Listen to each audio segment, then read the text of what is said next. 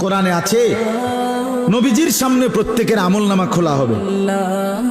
ওয়াজিনা বিকা আলা হাউলা'i শাহীদা, নবীজিকে আল্লাহ বলছে আপনার সামনে উপস্থিত রাইখা আমি দেখাবো।